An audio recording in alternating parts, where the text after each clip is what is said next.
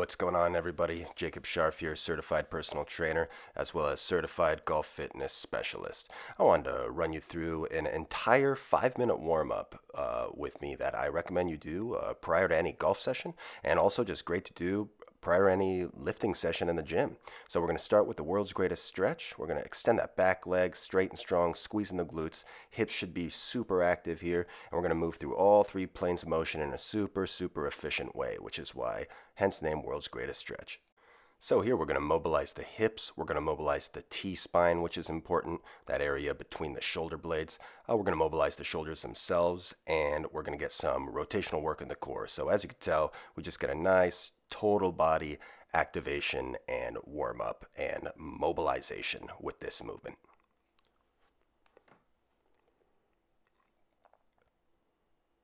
Bam. Sweet, yeah. So up next we got a resisted dead bug. This one's going to be great for activating the core, and it's also going to help us turn on those hip flexors. What we're going to have is the club actually being pushed into the opposite thigh. And what this is going to do is it's going to create more resistance to work with. It's going to give you a better cueing for firing off your core. And it's also going to give you something to resist with your thigh in order to activate the hip flexor. Not only to strengthen that area in and of itself, but it's also going to connect you even better with the core as you make sure to keep your lower back screwed into the ground. That is the most important thing in this move. You do that, you boom, assure that you're in great position and your core is in a position of integrity and firing off the way you want to. Go for 5 to 8 reps on each side here. I like to add a little bit of a pause at the end range when my limbs are at the end range of each motion to just take an extra second to really connect. It helps me physically and mentally just get a little more focused. And the straight arm that is pulling the club down into the opposite thigh. That whole shoulder girdle area, by pulling down, you're going to reinforce some nice strength and stability in the shoulder joint there. It's also going to help feed that upper ab crunch and total core activation and connection all the better as well. Right on. Up next, we got some single leg glute bridges, firing off the glutes. Our glutes and our core are some of the prime movers in the golf swing. So we definitely want to take some time to wake up them hips, wake up them glutes. Make sure as you're going through this, exhale as you approach the top and really focus on keeping that work in the glutes, right? Versus your lower back. Very easy to do. Very easy to just put a bunch of undue stress and arch into that lower back. No need for that. Keep it neutral. Focus on the hips. Focus on the glutes. Driving that foot down straight through the earth as you leverage those hips up. Bam.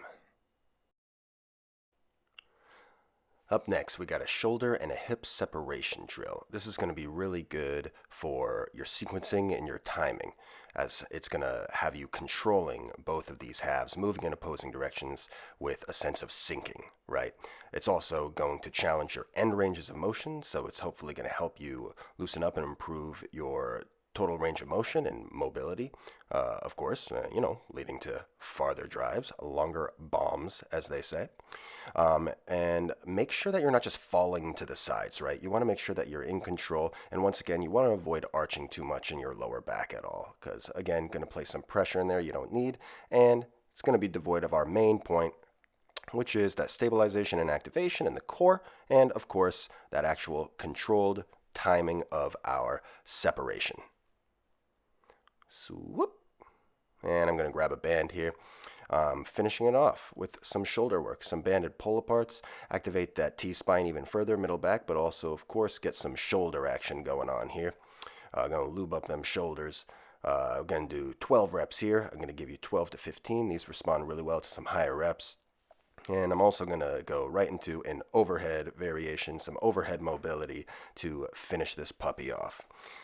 And that's it. Should take approximately 5 minutes. You should be feeling really nice and really good and fresh and funky and ready to go, ready to swing a golf club with some confidence. If you have any questions at all, please don't hesitate to hit me up, send me a message. And if you're interested in training together, I do offer online live virtual sessions as well as a totally online fitness platform. Basically there, you have me in your corner for everything comprehensively fitness.